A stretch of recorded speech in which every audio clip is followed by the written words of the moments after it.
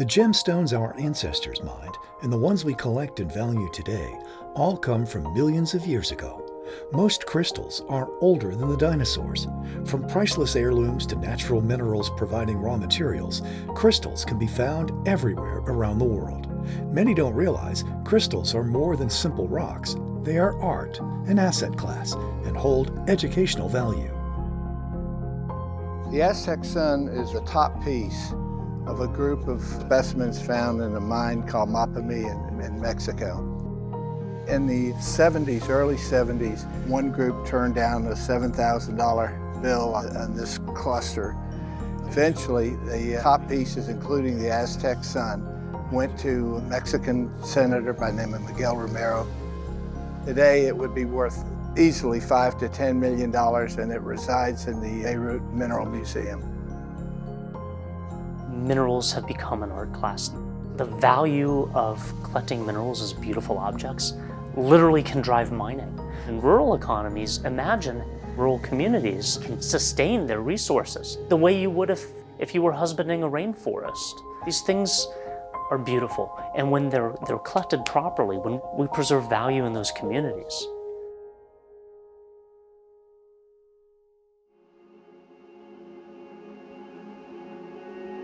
Minerals and crystals are both art and science.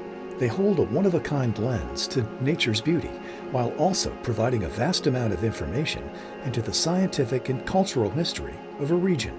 From the forms, colors, symmetry, and sources, crystals have been present in the origin of human art and science. Minerals are a really interesting way to help people get engaged in the sciences. We like to think of it as a little bit of a gateway drug. It's a lot easier to show people a really beautiful gold or sulfur and have them understand the correlation between the periodic table than it is to just show them something in a book. People are starting to realize that there's a combination and a correlation between science and art. Every kid likes fossils, rocks, crystals. At some point in childhood, you like them till it's not cool and you move on and have a normal life. But if you step back thousands of years, probably the beauty of nature was the ultimate inspiration for most human art. Color, symmetry, shapes, patterns, it all comes from nature. And crystals, they're natural sculptures. They epitomize all the qualities you'd see in art.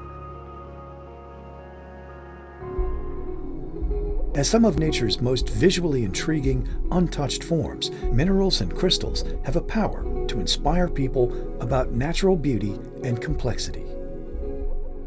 Arkenstone holds crystals in the highest regard. These minerals are flowers of the inorganic world.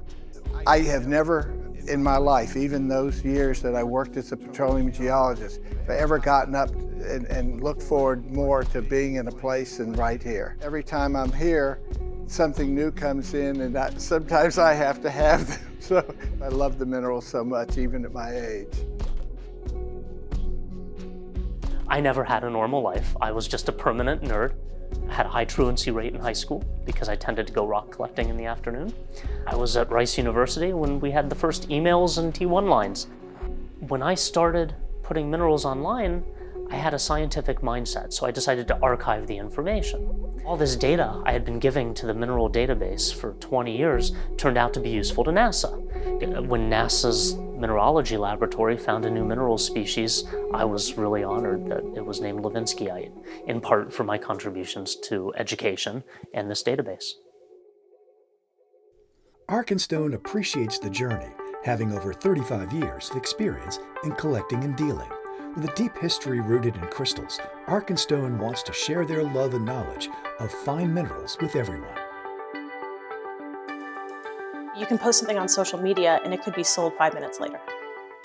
People have made new friends and they're trading specimens between Japan and Europe. You might be a 19-year-old kid in Kentucky and you know nobody else who's interested in fine minerals. And suddenly, because of the internet, you're able to find like-minded people, you're able to find peers who are also into this, and suddenly this hobby that maybe felt a little bit isolated before is this worldwide community that you're a part of. While minerals are shown in museums in the United States, they're not shown primarily as artistic objects. How do you make nature more engaging to the public? Through having beautiful objects, through connecting them to gemstone origins, and through connecting them to how these things become part of our culture and civilization. My whole career has been to push this field onward and promote this beauty-first idea of nature. I don't understand anything else. I don't understand modern art, but put a crystal in my hands and I got goosebumps. To learn more, contact us today.